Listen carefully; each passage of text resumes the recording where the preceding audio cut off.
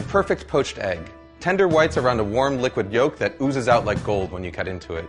They're an essential part of Eggs Benedict. They can turn any salad into a meal or any vegetable into brunch. The problem is they're really tough to make right. So you've probably read all the tricks and know all the secrets. Add vinegar to your water. Add salt to your water. Don't add salt to your water.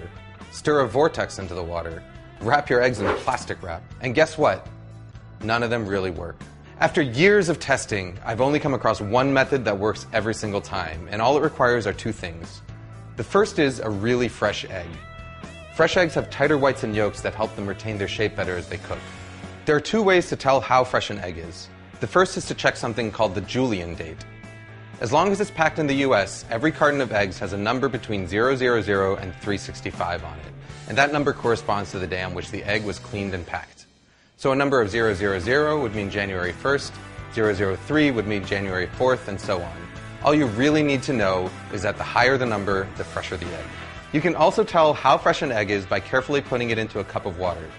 As an egg ages, the air pocket in the fat end is going to get bigger and bigger, which will make the egg stand upright or sometimes even float. A really fresh egg will sink and lie flat on its back like this. Once you've got your fresh egg, the second tool you need is something that I saw first suggested by British chef Heston Blumenthal, a fine mesh strainer. You see, no matter how fresh your eggs are, there's always going to be some amount of liquid white. It's this excess white that causes misshapen eggs. You know, those really ugly ones with the wispy white floaters that completely ruin your brunch. To get rid of them, we're going to transfer our eggs to a fine mesh strainer and gently swirl it around until all the excess white is drained away. What you're left with is a nice, tight egg. Even better is that the strainer is actually the ideal tool for lowering the egg into the water. What I've got here is a pot of water at 180 degrees Fahrenheit, which is just about the temperature that the water is quivering but not quite simmering yet. All I'm going to do is gently lower the strainer with the egg into the water, move it back and forth a little bit to make sure the egg isn't stuck, and then carefully roll the egg out. Just like a kid, it's these early formative stages of a poached egg's life that are going to determine how it turns out in the end.